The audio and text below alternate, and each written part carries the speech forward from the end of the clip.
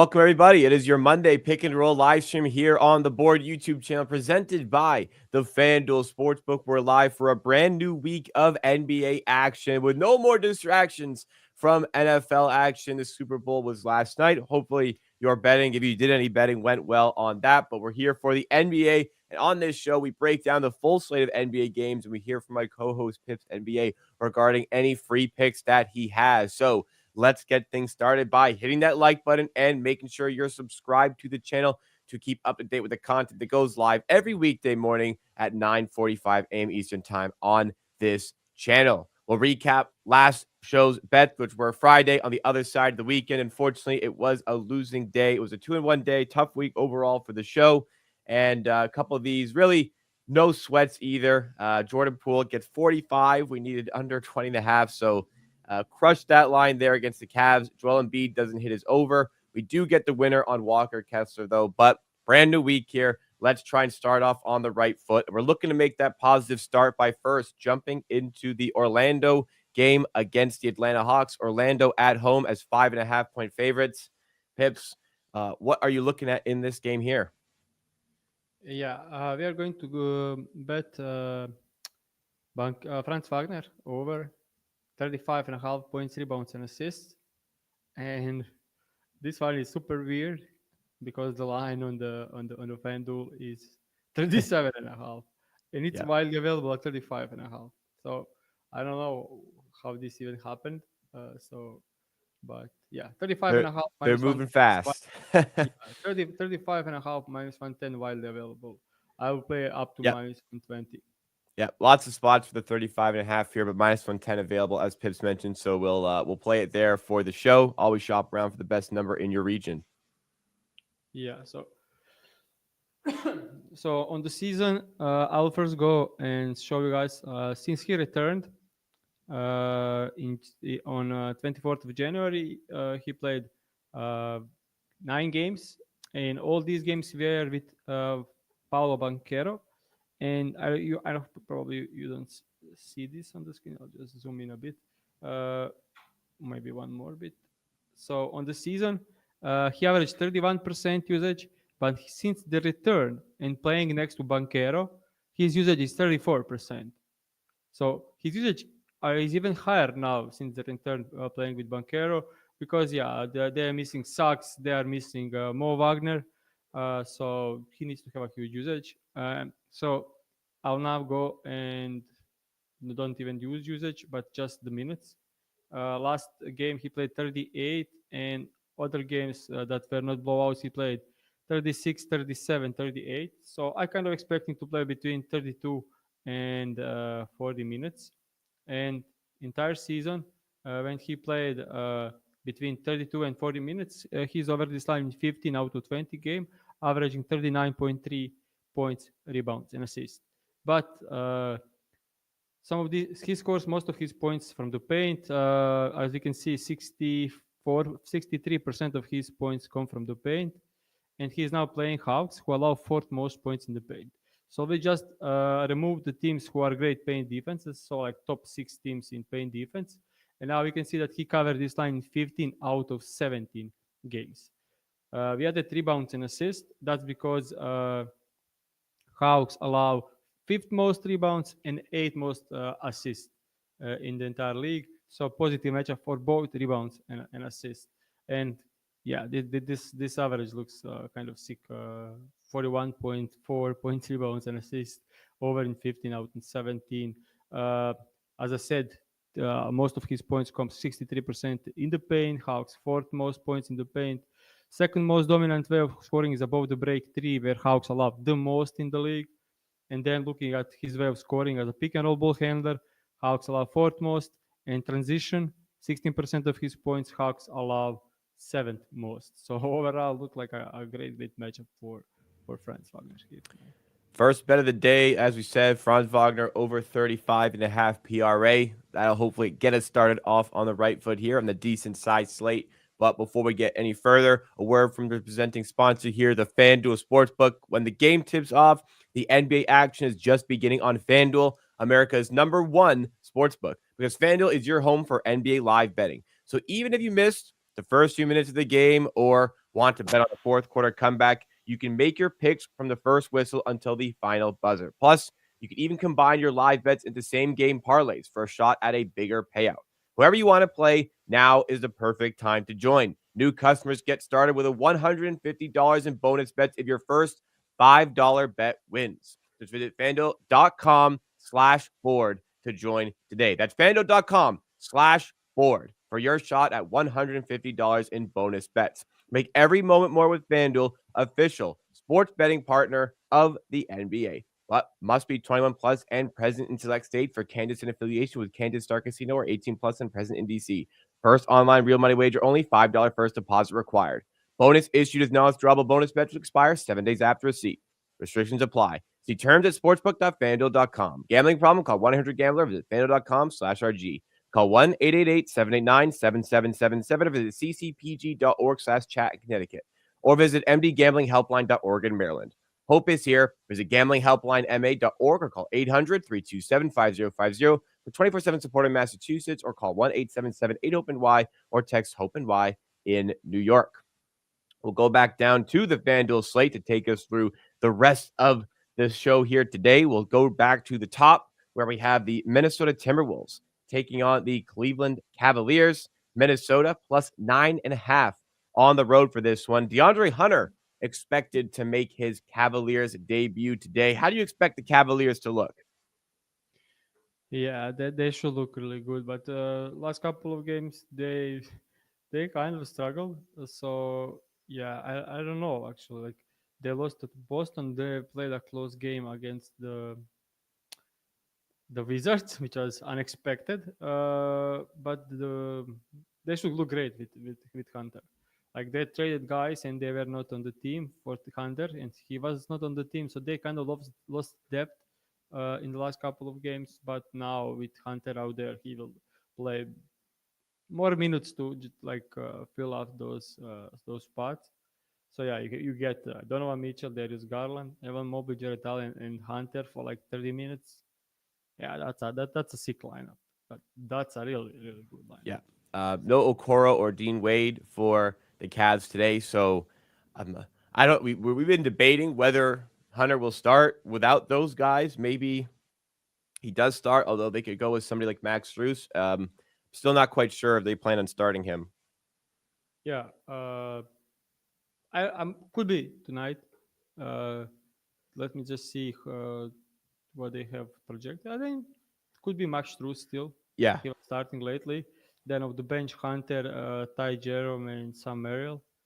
That's a really good rotation of 8 to 9 players. I don't know who is the ninth player with Okoro and Invade out, because they are ninth and 10 guy on this team. So yeah, they are a bit short-handed. So I think like there is a chance Hunter starts, but I still think they have Stru starting and Hunter playing closing over him. Like Yeah, my Hunter plays. my opinion's biased as a 6 man of the year ticket holder for Hunter, but Yeah, the more I think about it, the more I do think he should come off the bench. So we will see. For the Timberwolves, though, Conley's questionable, Anthony Edwards is questionable, Julius Randle remains out for this one. So they don't tough spot for DiVincenzo them. still out as well. Uh, Tough spot. I think the end and Edwards actually missed the last game for them, so it's not like some random question tag. So could be that he could miss tonight. There is a big chance. Let me just check. The last game they played against Portland, and yeah, Edwards was out, and they somehow end up winning against the upcoming Portland Trail Blazers team, which is kind of absurd. So yeah, let me just check. I'm looking at the Donovan Mitchell. Uh, Again, the line worse spot to bet an over on FanDuel, but he's been really putting numbers uh, lately for them. Huge increase in usage, and if you take a look at the last 11 games when he played 26 or more minutes, he's been crushing this line. As I'm showing on the like scored 33 plus in 31 plus points in like 8 out of last 11, averaging 30 points over the last 9 games. but some were without Garland, some games were without Mobley. So taking with a back grain of salt, but he did score big time numbers against Boston, against Hawks in a blowout, against Miami, against Houston, against these Wolves. So yeah, I think I'm going with Donovan Mitchell over 23.5 points. It's widely available at -110, -115. Okay, so Donovan Mitchell over on points is the play here. Yep. Two bets in.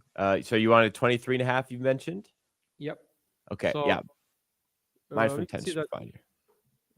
guys like Anthony Simons, Kobe White, Malik Monk, Jordan Poole, Clarkson, Sexton, Devin Booker going over recently against the Wolves.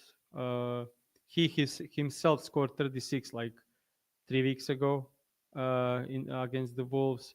Had insane usage. Like he shot 15 threes, 27 field goal attempts. So it's kind of like they are sagging off. They are letting him play against drop coverage because there is no way he's putting 27 field goal attempts and 15 threes in a game where they didn't let him isolate and play pick and roll with drop. Yeah, these numbers look kind of crazy. Like 23 and a half line against a team against Wolves that he put already 36, averaging 30 points over the last 11 games with 26 more minutes. And the line is 23 and a half. That kind of doesn't make sense actually. Like when you look any logic behind it, they are below average on against pick and roll ball handlers. They are average against transition. Uh, they allow a ton of pull-up shots. So yeah, I mean, this is actually a positive matchup for Donovan Mitchell, and the line is kind of very low. I would say 23 and a half is a low line here. Yeah, The, I the I team, guess like a possibly a blow up potential for that line, but you think that's going to yeah, be a problem? uh, probably take some time for Cleveland. Like lately, they haven't been that great. Right. Uh, and if Edwards is playing, Wolves kind of being better lately. So if Edwards is playing, this should be a good game. Also, I would say, yeah, I mean, probably because of some blowout potential, but I mean, the way he's playing lately, he should cover this line in probably. He starts third, leaves, and then comes back later into the third and plays the start of the fourth. If it's a blowout, he then leaves and don't play last 6 minutes. So, even if it's a blowout, he mostly plays like 28 to 30 minutes. So I think he can cover in those minutes as well, even if Okay. it's a blowout. Yeah. There you go. So, yeah. I'm just saying, like, I don't expect them. Like, he could be not playing 40. Like, if they are up 30 after 3 quarters, that's Right. tough against good defensive teams. So that will be the second official play of the day. Two plays in the books already. If you guys are enjoying the show so far, please make sure you have hit that like button. We'll transition to our third game now. We have the Spurs away at the Wizards. Wizards 11.5 point underdogs at home. Kind of what you see for every Wizards game these days. Any Yep. comment on this game here? Uh, Spurs look kind of poor since Fox trade. I don't think their lineup makes any sense. I don't see they're starting Fox and Chris Paul together next to each other, next to one another. Well, probably the worst defensive backcourt in the entire NBA. They lost against Hornets and Orlando, who struggles. But Spurs played 9 straight away games, and they are playing away again. I think this is the last away game. So 10 games, 10 straight game road trip. Wow. It's insane, and I think Yeah. that always takes the toll on the team. So I don't the 11. I mean, for the Wizards, fucking suck. Like, it's just Yeah.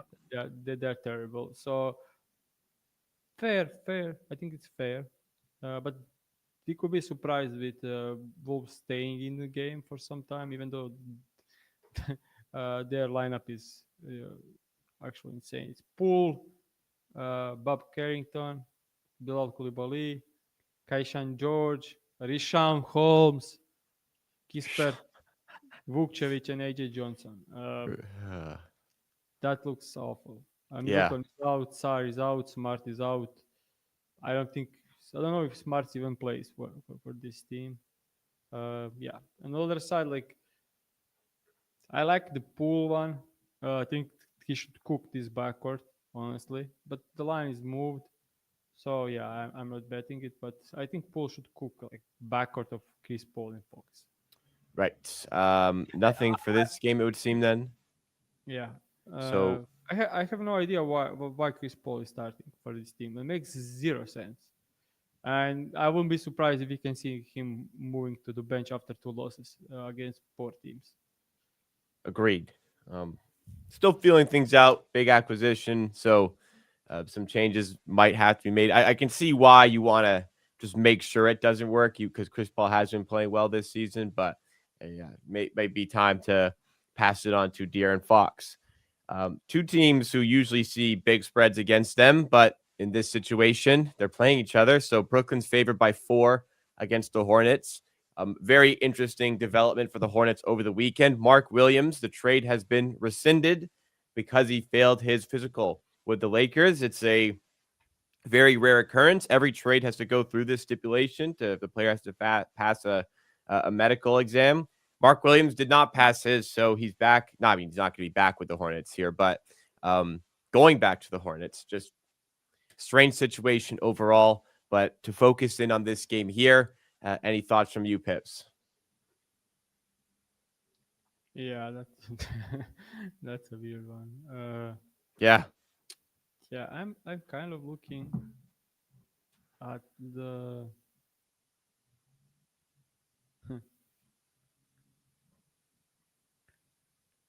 yeah, I liked. Can you check the line for D'Angelo Russell 6+ assist? This Uh, yeah, this one probably the quickest move I've ever had. Minus 140. I don't know what to even do with that stuff. Yeah, minus 150 on over 5.5. well, it's the same Yeah, bet, but yeah. yeah. I mean, yeah. So I don't know. I'm trying to like. Yeah, let me see. Let me see elsewhere on this one. It's pretty heavy I'm juice everywhere. everywhere. Yeah, yeah. It's minus 135. Like at some spots, but it's even worse on others. So tough one to like.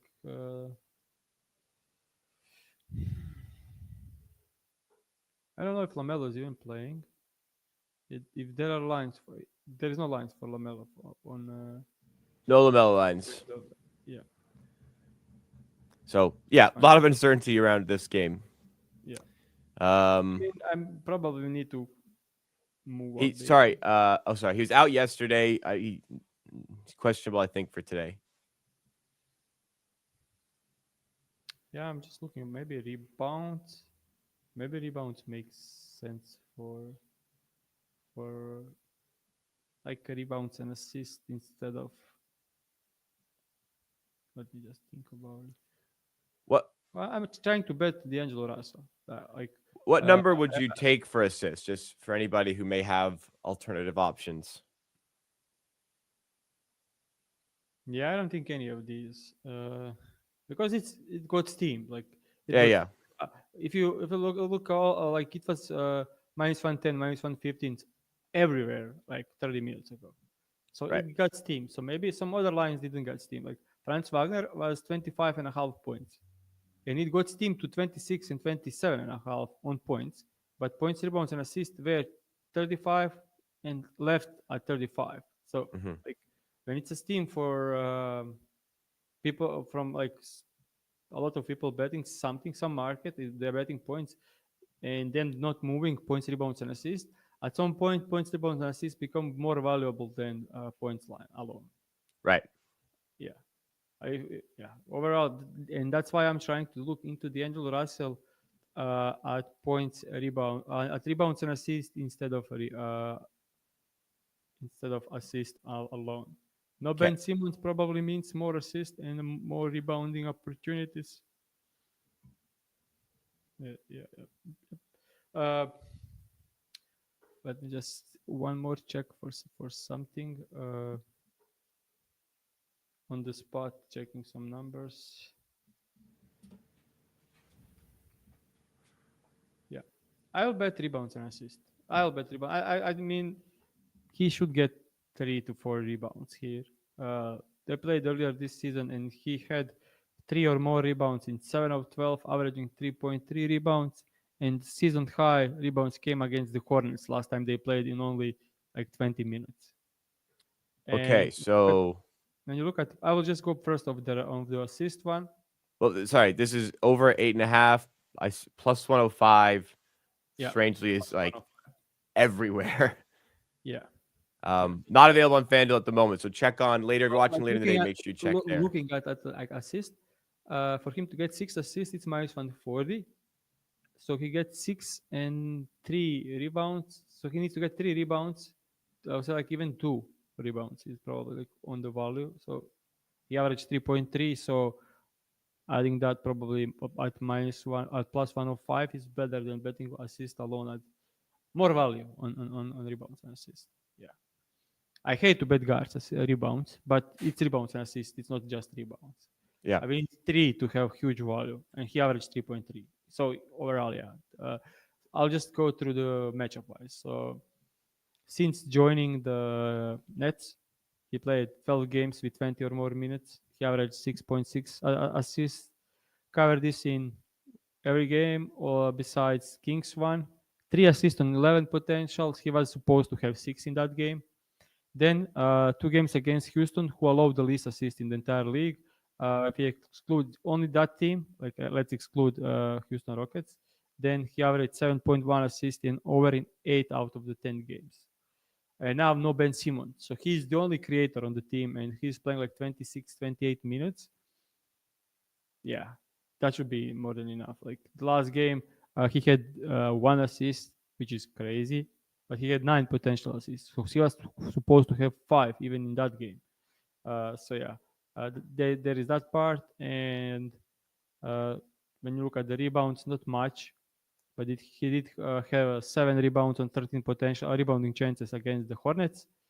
He had and rebounds and assists. If you take a look, he covered in 8 out of 12, averaging 9.8, almost 10. And you have an 8.5 plus money. And I will say Hornets are above average above average matchup for assists and rebounds for the guards. If you look at the similar type, like D'Angelo Russell himself had 7 earlier this season. He had 7, like they played 2 weeks ago, 10 days ago, on 30th of January.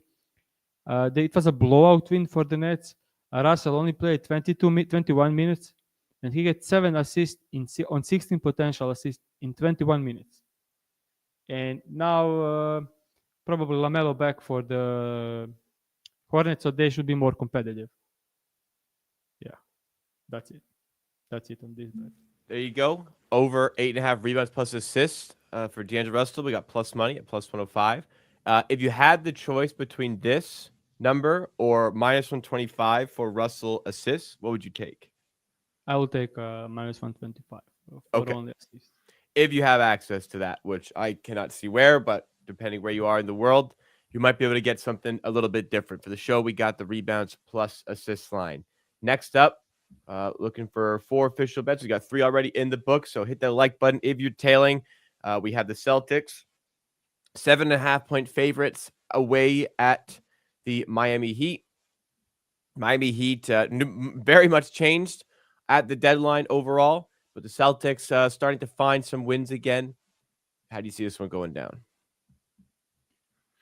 And not much on this. Drew Holiday is out. Both Tatum and Brown are questionable. Yeah, not much for me. Wiggins' debut game for the Miami. I don't think he moves the needle for them. I think they got, yeah, Wiggins' debut, and Kyle Anderson is eligible to play. I don't see that. Don't know if the Davion Mitchell is making the rotation when they are healthy. Maybe over Haywood Highsmith, because now they have so many wings. You have Adebayo playing at the 4, and you have Jovic, you have Hemi Hakes, you have Wiggins. Uh, they have kind of a lot of wings in the rotation, and uh, no need to play Haywood Highsmith anymore. But their backcourt defense is Tyler Hero, Robinson, Rozier. I think they could use some minutes from Devion Mitchell. So overall, no bet for this one. Yep. Next game, Pelicans away at the Thunder, 15.5 point spread here. Ooh, Pelicans in trouble here, it would seem, as it is pretty much every team that goes away to the Thunder. Any way to handicap this one?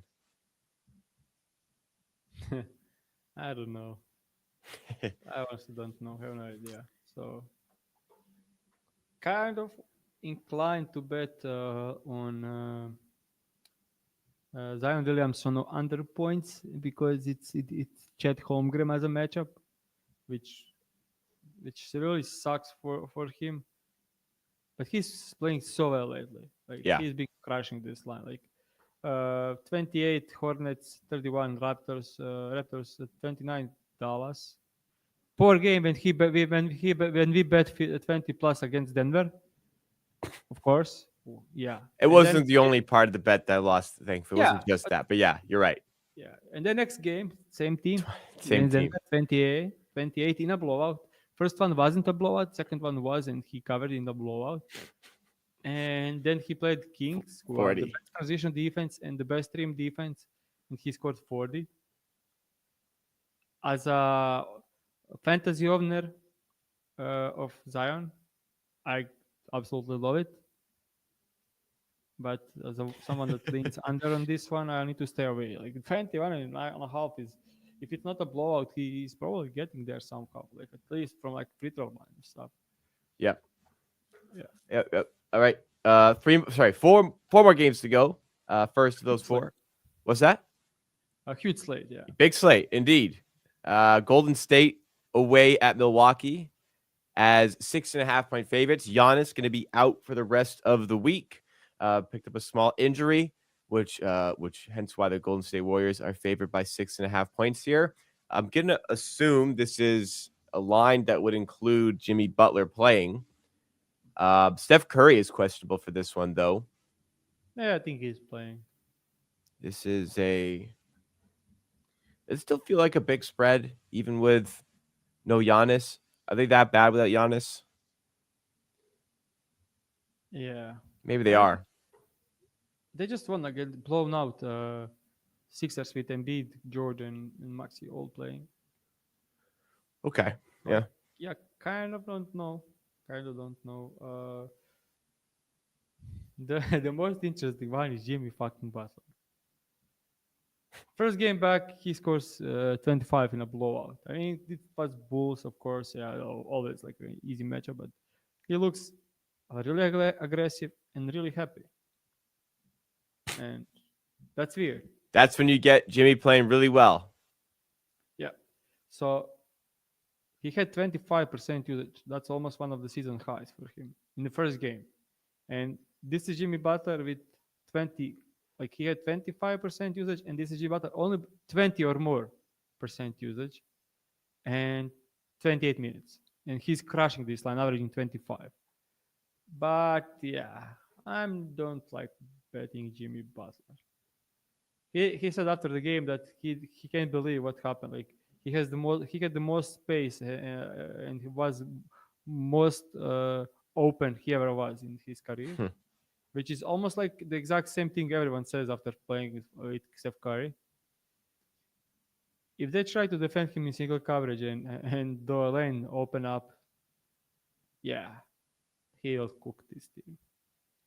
But tough to play like a paint dominant scorer against team that only defends paint well. Like it's Brook Lopez down inside, and yeah, maybe like Brook Lopez get cooked and they sub him out and play like switchable five, but there is no Giannis, so they can't do that. Like Mhm. Portis is worse at five than Brook Lopez. So yeah, no bad here, but Jimmy is interesting one. And also, if Steph is ruled in, probably line moves down to like 19 and a half, 20 and a half. Uh, Big news for Pips propaganda here. Trae Young is in the All-Star game as a result of that Giannis injury. So, Trae Young, you would argue, deserved it before. uh, this injury happened, and actually reports come out that Trae Young was the next player in line after coaches' votes, which is why he was selected as the replacement. So narrowly missed out on getting into the All-Star Is game, there and now any does get a list slot. or something, or is that just like for Trey Young stuff? What's that? Is there any list on players who No. missed out? Just this This guy. reports from Yeah, Chris this Chris feel like Haynes is that he was selected because he was the next up on the votes. yeah. Who was? Oh yeah, I won't even go It would be into. really interesting to see a full list of coaches' votes to see.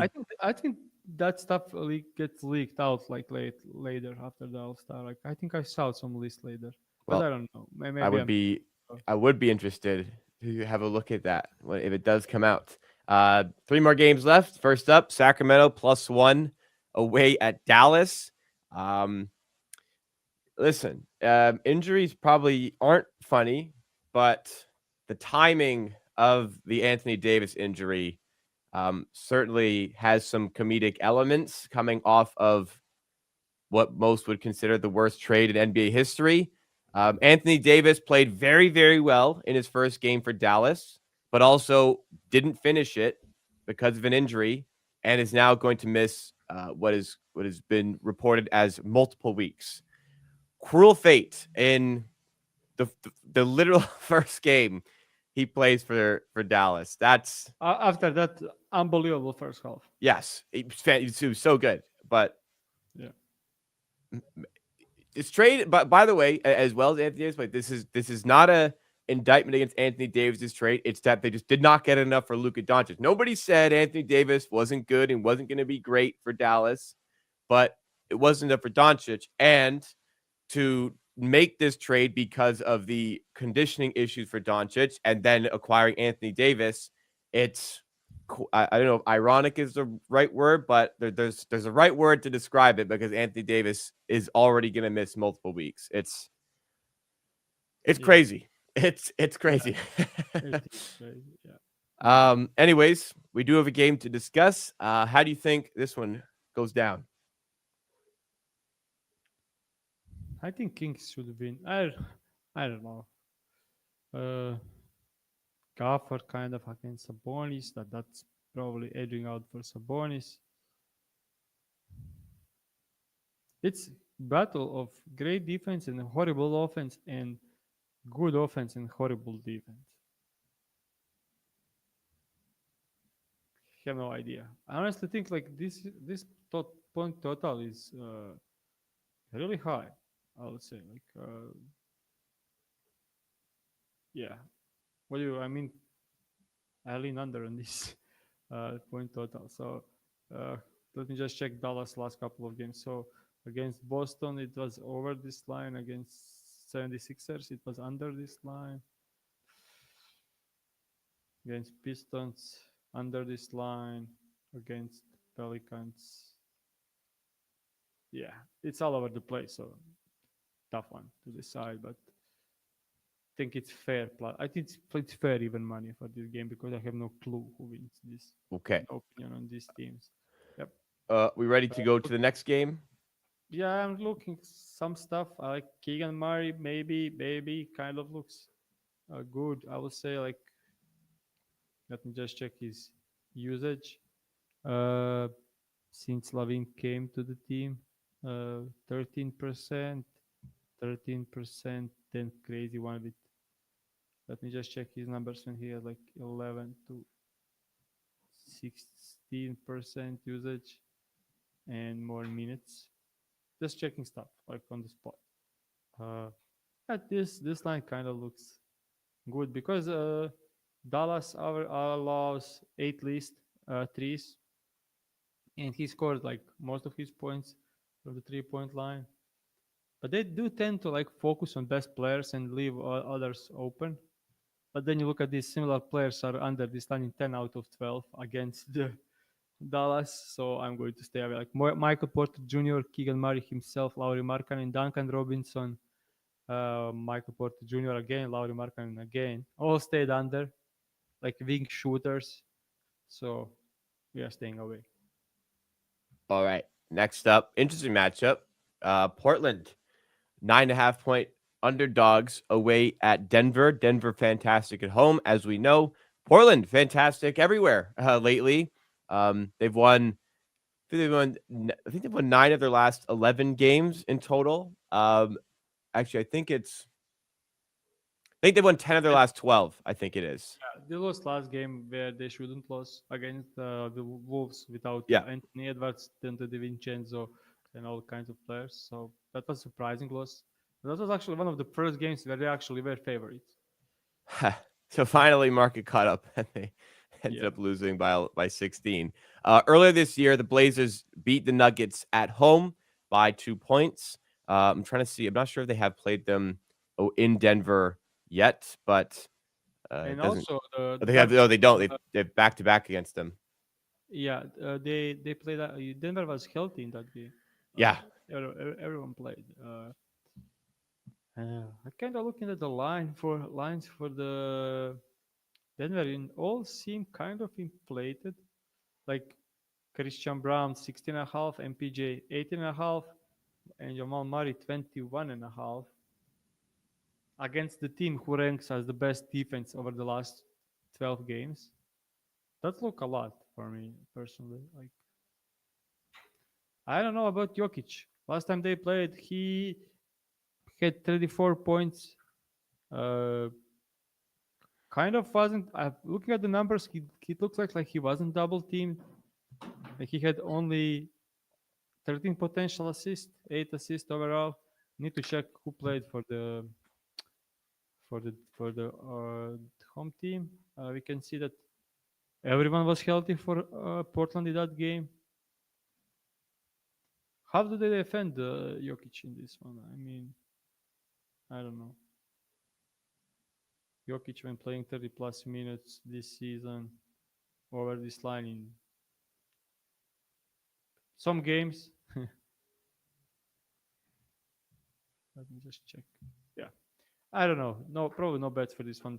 Do like if you are looking at lines for Christian Brown, the line looks kind of incredibly high. But then you check since Westbrook is out and he averaged 18 points, Hmm. gone over against some poor teams. I would say, yeah. I won't bet anything this game. Let me just check.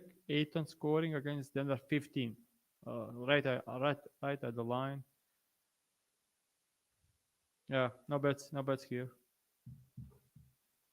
All right, we have our last game, Jazz plus 13 away at the Los Angeles Lakers. Obviously, the Mark Williams trade we talked about isn't going through. So Jackson Hayes it is for the rest of the NBA season. No chance to make any amendments there. There's a 13-point spread in this game, but I would have definitely said the West, other than the Thunder, seems to be for the taking. Like a team can make a run. And I thought the Lakers had a really good shot at making that run because of just the star power on that team. But I'm not sure if that's the case anymore, having to rely on Jackson Hayes at the 5. What do you think about that? Yeah, that's rough, honestly. Like, Quite rough. and they actually played well lately. Lakers are on the streak, and LeBron is unbelievable. Like that game against Golden State Warriors, like, dude, you're 40. When is this going to end? Hmm. Uh, looking at the he scored 42 points and 6 threes. And if you took a look at the LeBron shooting, like how does he suddenly becomes like one of the best shooters in the league? Like at 40, he's shooting 39% from the three this season. On I'll just pull up the number on 5.6 threes a game. Uh, that's like 6 threes a game on per 36, and he's last 2 seasons shooting 41 and 39%. So over the last 2 seasons, he's shooting 40% from three at the age 40. How did how did how does that happen? It's LeBron, man. There's no more answers. It's just he's got to Yeah, accept it. yeah. And even if you take a look at the mid range, it's like 45%, like probably one of also season highs. It's incredible. Yeah. Let me just check like last couple of games. They won 5 in a row, and they won 9 out of the last 10. Yep. Playing And great. they played Boston, they played Golden State Warriors, they played New York Knicks, they played Clippers, they played Golden State Warriors. Like it's not like they played 4 teams. Like they've been rolling, and their defense is top 5 over the last 10. And 4 games were without Anthony Davis, and they Well, don't have every much. game is without Anthony Davis now. Yeah, and It's every team Jackson they Hayes played. time. Yeah, and look at the roster. Like it's incredible. They'll now have Luka Doncic, Austin Reeves, Hachimura, LeBron James, and Jackson Hayes. Those fives are all negative on defense, I would say. Maybe Hayes is like okay, but he's too small for the five. Mhm. And then from the bench, you have Dorian Finney-Smith, who should probably start over with Hachimura to have at least some defense in the starting lineup. Jared Vanderbilt, Gabe Vincent, Cam Reddish. So bench is all defense, no offense, and the starting lineup is all offense, no defense. Yeah, kind of weird rotation they have. And Shout out to JJ Redick, by the way, for I helping honestly put them think here. that I honestly think they should play like a ton of minutes with Jared Vanderbilt at the five. I think Yeah, that's their that's somebody's their got play. to. I mean, he's big. Like He's huge. he's Like at least six like foot. Nah, he might be 6'10". yeah, he's 6'9", listed 6'8" listed. Really? He's 220 pounds, which is Okay. also not huge. But then you look at him on the floor, and he looks like Giannis, like all muscles. And one of the probably, if you look at non-centers, he's one of the best rebounders in the league. Like he just snatching every rebound out there. Like Hmm. he averaged like last couple of seasons, like he averaged like 12 rebounds per 36 minutes. As a guy 6'8", that's probably the high. I don't think anyone his size averaging those rebounds. So yeah, you can actually play him at the five, and he'll battle most guys. Uh, I probably say, let me just check Jackson Hayes uh, size. Jackson Hayes is 7 foot, which I didn't expect honestly. He'll, when you put Vanderbilt and Jackson Hayes one against each other, I think Vanderbilt looks like stronger and bigger. Yeah. But overall, yeah, I do think like they should play him a lot of Vanderbilt minutes at the five, and I think he can handle most of the like uh, most of guys. Like it's like Draymond Green at the five, which always works. Yep. Yeah, so they should be kind of good. I do expect Dorian Finney-Smith to start. They need to have at least one positive defender out there. Yeah, I would expect them to go in that direction as well. On this game, it feels like. I mean, do you have anything for this game? See, I will kind of let me just some stuff. Since he came to the Lakers, I would like to do. Let me just check some numbers. Yeah, I don't know. Like, can you check the lines for Dorian Finney-Smith points and rebounds? Is it like widely available? For points and rebounds. FanDuel does not have. Let's see elsewhere. I guess he's coming off the bench. I maybe even starting. I will be surprised if he comes off the bench. And I Points would plus think that rebounds. 9.5 minus 125 is available. That is the only minus 125, but there are minus minus 130. 130s as well. Yeah, I think we can do minus 130 like as official bet. Okay, you want to play minus 130 for Dorian Finney-Smith over 9.5 points plus rebounds. Okay, Yeah. Uh, there you go. Fourth which is official bet. also, yeah, it's fourth official bet. Just looking at the numbers, like this season, but he's playing 24 to 32 minutes. I expect him to play like 28. If he starts 30, if he goes off the bench 26 probably. So that's the range. I can see him playing. Uh, when he's playing 24 to 32 minutes, he's over this line 23 out of 26 games, averaging 14 points and rebounds. Yeah, most of this game came as the Nets, and he was at the Nets. but this is last six game when he was on the Lakers. It's kind of remained the same. Like it's not like that something changes. It's like his usage with Lakers and Nets is not like all that different when he gets these minutes. I would say playing on the same team with LeBron James, Luka Doncic, and Reeves should create some great looks for Dorian Finney-Smith to cover this line. Uh, he scores 70% of his points as from three. Utah Jazz allow the most threes in the entire league. He scores most of his points in transition. Utah Jazz allows the most transition points. Uh, they are kind of let me just check the numbers, but they are kind of aggressive against pick and roll ball handler. You can see that they rank second against pick and roll ball handler, and that's most dominant way of scoring for both Reeves, Doncic, and LeBron. So they're putting bodies on all three of these guys. They're putting the bodies off Dorian Finney-Smith. So Dorian Finney-Smith should be open almost like the entire game. So yeah, he should like playing 28 minutes and being wide open all the time. He should cover this and get some rebounds. So yeah, I think that's like the great great def- reading the defensive scheme. Great bet reading the defensive scheme. So, fourth official bet of the day, loaded with picks on the big slate. If you guys are enjoying, please hit that like button, support the channel, subscribe if you are new for shows like this every weekday morning. We'll go to the questions from the chat here. I see we have a few here. Colt, well, we're on this one, asked about rebounds, if that's better. Are you, if the points factor in heavily to the handicap? Uh, yeah, I'm just betting adding a rebound because I think it's neutral value. Like Okay. I expecting to get three rebounds to cover the juice. That's it.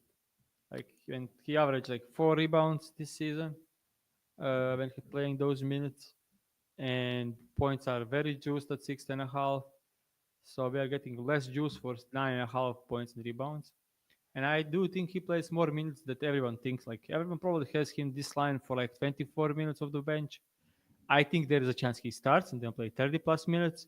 And even if he goes off the bench, I think he should get 28 minutes.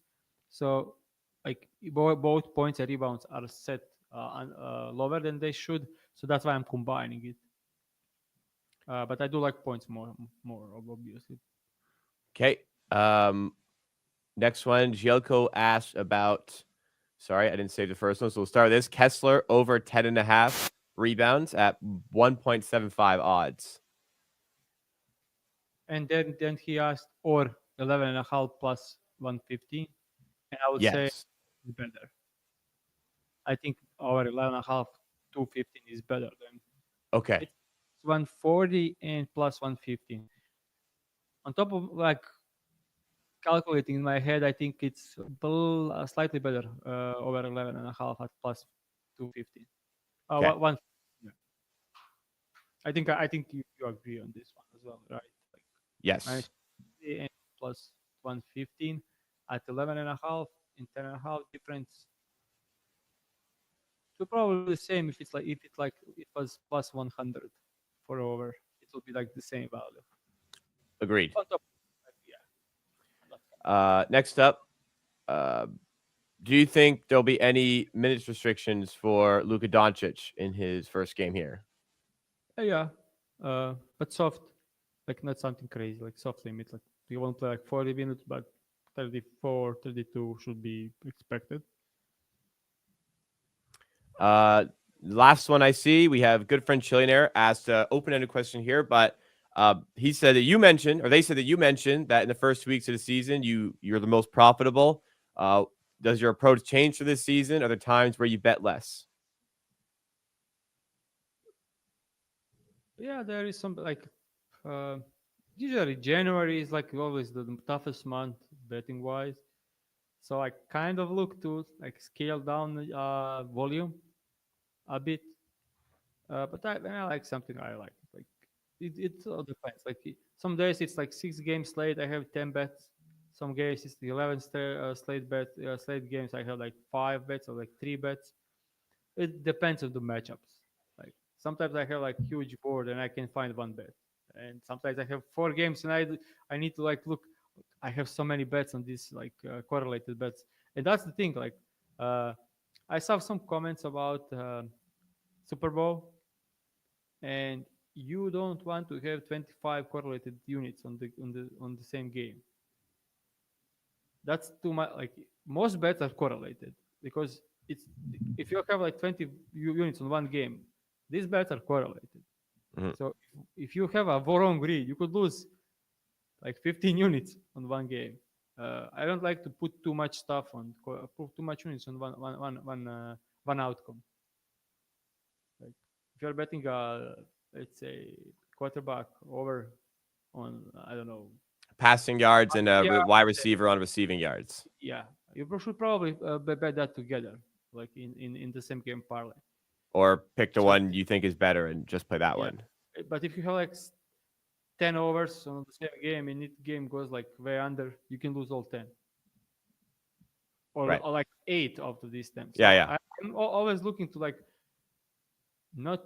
I have a read on the game and then I bet like most 3 straight bets or like some correlated together stuff. But I'm not looking to like overexpose like over 5 units on one game because if I have a read and like I have a read on like basically like they are going to double or blitz like Luka Doncic. And they play him and I bet he's over assist, under points, wings over threes, and they Yeah. don't do that. I lose every bet, and yeah, that's a way too much exposure. So, but to go back to the question, yeah, say Go, yeah, you finish first. You finish first. yeah. Going back to the question, yeah, I do scale, but it's not like on the time of the year, but on the slate. Two things I'll say for this question. Number one, early in the season, sports books have more uncertainty about the roles of players because there's less information. Therefore, um, more uncertainty leads to possibility of bigger edges. As the season goes on, they have more information. Therefore, the lines become sharper. That's the case with every sport. The further you go into the season, the likely harder it is to beat. But also, like when you're betting, you shouldn't look at like obviously for like a single game, like you're saying, you know, if you have 6 bets you like and they're all correlated, you should find a way to consolidate that, not into like like a 6 unit bet on the game. Because if it doesn't go the way you expect, then you can lose most or all of those. But you shouldn't approach every day or any pocket of the season like I'm only going to make this many bets today. Now, unless it's like a responsible gaming tool for yourself, where I can only make 2-3 bets on this day, that's different. But if you have an edge, play the edge. If you don't have an edge, like you don't have to play it. Yeah, So like I'll try to quantify my edges. If I have a 1.5% yeah, edge or better, I'll play it. But like if I have 0 bets some days, it's fine. If I have 10 bets some days, it's also fine. yeah, yeah. Yeah. Most people struggle with it. Like when I say I have like 10 bets in a day, I'm like, oh no, I'm only betting 3 bets a day or 5 bets a day. Like you bet as much as there is value. Like Or of as course, little as there is value. yeah, yeah, yeah. So some days I would say like I have a lot of experience with this. Some days I have like always like create a list. Like when I'm going through the slate, I'm going through every game and writing down my leads like for every game. And when I like something a lot, I go straight bet that stuff. But mostly I go I create a list of the stuff that I'm looking to look deeper. Yeah. And on some days I would say like my 15th best bet on some days will be like top 3 on some other days. So if I bet only 5 every day, some terrible, but I will end up missing on some great bets, and sometimes I will force myself to bet some edges that were not top 15 on some other days, which makes Yeah. zero sense. Yeah. Yeah. That hopefully that does help. Um, treat everything like long term. Don't treat everything like I'm at this point in the season, so I have to do this every day. Look for edges, play your edges, and long term, if you're betting and you actually have an edge, you'll win in the long run, and it'll take care of itself. But responsible gaming as well, like for people who can't hold back, maybe limiting yourself is fine, but perhaps if that's the case, you should wonder why you're betting in the first place. Like we're betting here to profit for enjoyment, and you have edges, you should be able to profit And that's obviously the most enjoyable part of sports betting. This is it for the show here. If you guys are enjoying, and you did enjoy, please make sure you hit the like button. We have 4 official bets today, and here they are. Franz Wagner over 35.5 PRA. We got that -110. Donovan Mitchell over 23.5 points, also -110. D'Angelo Russell over 8.5 rebounds plus assists. We'll play it +105. And finally, Dorian Finney-Smith over 9.5 points with rebounds, -130. Make sure for all 4 of these bets, you shop around for the best possible price, because the best way to ensure you maximize your edge is getting the best price. So you win more on winners and lose less on losers. That is the first step towards winning, in my opinion. So we'll leave it there. A big week on the show ahead. Make sure you subscribe so you don't miss out on anything. And we will see you again next time for more from Pick and Roll presented by the FanDuel Sportsbook. We will see you tomorrow, everybody.